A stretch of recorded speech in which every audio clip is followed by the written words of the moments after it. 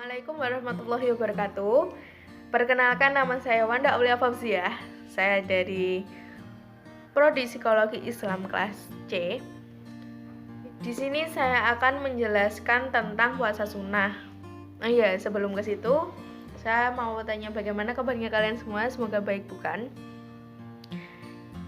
Apa sih yang dimaksud dengan puasa sunnah? Puasa sunnah adalah puasa yang jika dilakukan kita mendapatkan pahala, jika tidak berdosa.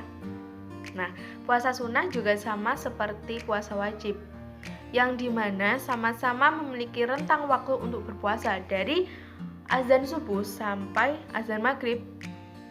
Nah, tapi di sini ada beberapa manfaat dari puasa sunnah itu sendiri. Sebelum kita ke situ, ada banyak jenis puasa sunnah yang dianjurkan bagi kita. Tentunya kalian semua sudah tahu apa definisi secara umum yang dimaksud dengan puasa sunnah dan puasa wajib, atau garis besarnya dari puasa, yaitu mencegah dari hawa nafsu diri kita sendiri dan tidak diperbolehkan makan dan minum antara subuh sampai azan maghrib. Berikut jenis-jenis puasa sunnah. Yang pertama adalah puasa Senin Kamis. Merupakan puasa yang dicontohkan oleh Rasulullah SAW. Sesuai namanya, puasa ini dilakukan pada hari Senin dan Kamis. Di sini juga ada 3 hadis yang menyebutkan tentang puasa sunnah itu. Yang pertama, dari Abu Qatadah Al-Ansari radhiyallahu an, Rasulullah SAW pernah ditanya mengenai puasa hari Senin Kamis. Lantas beliau menjawab, hari tersebut adalah hari aku dilahirkan, hari aku diutus atau diturunkannya wahyu untukku. Hadis riwayat Muslim nomor 1162. Hadis yang kedua, dari Abu Hurairah radhiyallahu anhu, Rasulullah shallallahu alaihi wasallam bersabda, berbagai amalan dihadapkan pada Allah pada hari Senin dan Kamis. Maka aku suka jika amalanku dihadapkan sedangkan aku sedang berpuasa. Hadis riwayat Tirmizi nomor 747. Kemudian hadis yang terakhir, dari Aisyah radhiyallahu an, bahwa Rasulullah shallallahu alaihi wasallam sering melakukan puasa Senin dan Kamis. Hadis riwayat Ibnu Majah, Tirmizi, dan An-Nasai. Selain dari 3 hadis tersebut, ada hikmah, manfaat, serta keutamaan untuk puasa Senin Kamis sendiri. Nah, yang pertama, apa sih hikmah puasa Senin Kamis? Hikmahnya yaitu jiwa yang stabil, melatih untuk terhindarkan diri dari dosa, bisa meningkatkan amalan. Yang kedua, apa saja manfaat dari puasa Senin Kamis?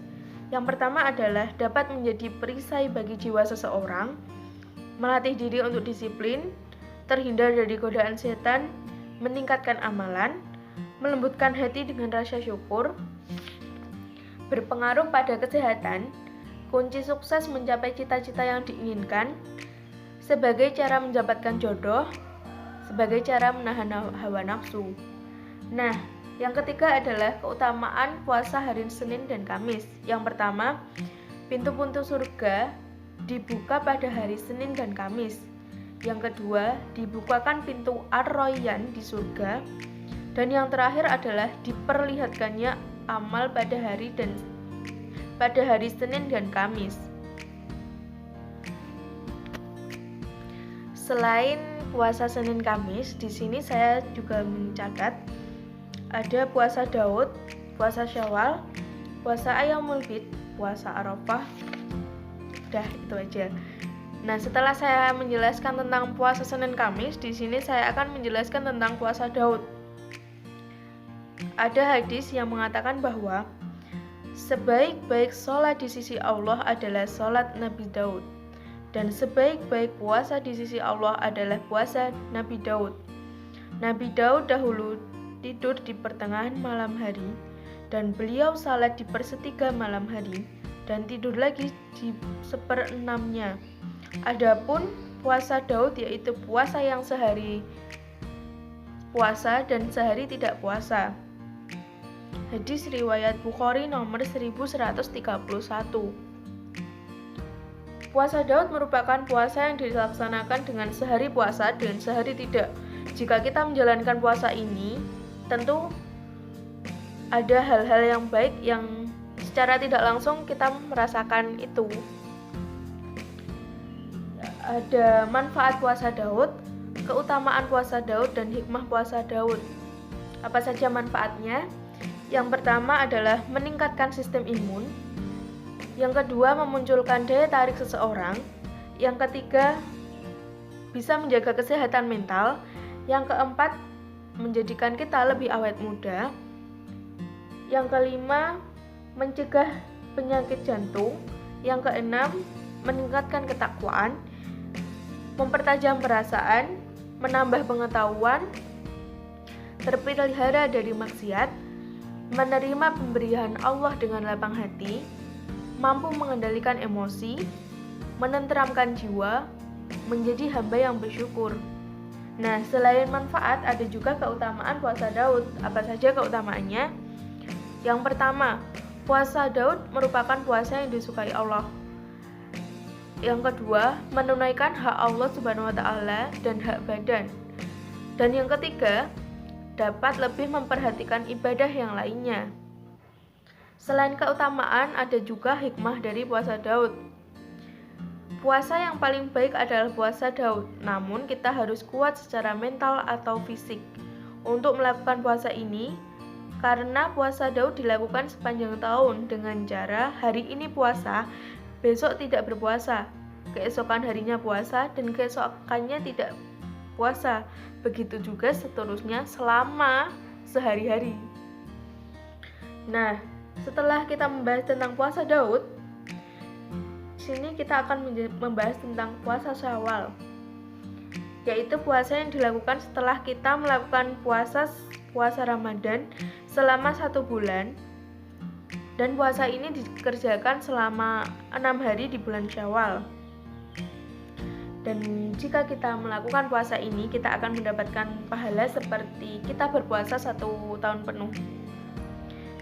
Nah, di sini juga ada hadis yang menyebutkan tentang puasa Syawal.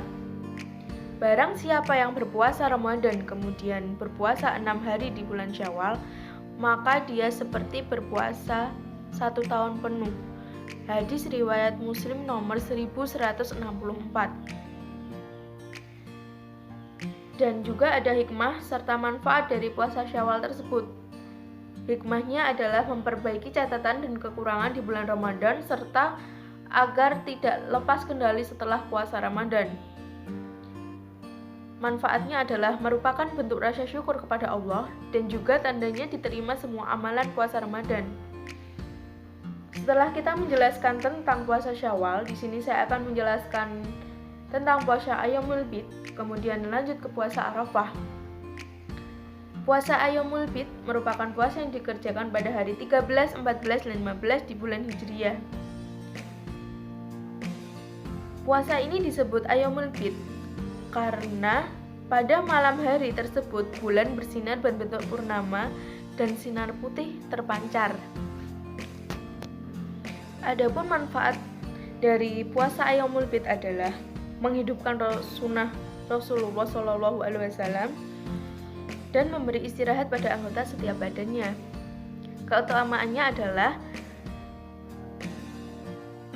seperti melakukan puasa 1 tahun dan mencontoh kebiasaan Rasulullah SAW. Dan yang terakhir adalah puasa Arafah, merupakan salah satu amalan utama bulan Dzulhijjah yang dilakukan pada tanggal 9 Dzulhijjah pada bulan tersebut. Nah, manfaatnya adalah membantu dan memberikan efek bagus terhadap tubuh, dan keutamaannya adalah diampuni dosanya selama 2 tahun serta pembebasan diri dari api neraka. Nah, setelah membahas tentang definisi puasa serta manfaat serta juga hikmah yang ada, di sini saya akan membacakan beberapa pertanyaan dari teman-teman tentunya. Yang pertama, soalnya adalah dari Cindy Haryani. Berikut soalnya, jika ketika puasa wajib kita lupa, itu gak masalah. Lalu bagaimana jika kita puasa sunnah lalu kita minum dengan sengaja? Apakah itu menjadi batal? Jawabannya adalah, jawaban dari Nirmala Sofa maksudnya, kalau menurut saya tidak hanya puasa wajib saja diperbolehkan lanjutkan puasanya ketika lupa, asal itu lupa sungguh-sungguh dan tidak dibuat-buat, karena ketika sudah terlanjur makan atau minum, kita baru sadar kalau kita puasa hendaknya segera berkumur atau membersihkan sisa-sisa makanan atau minuman yang ada.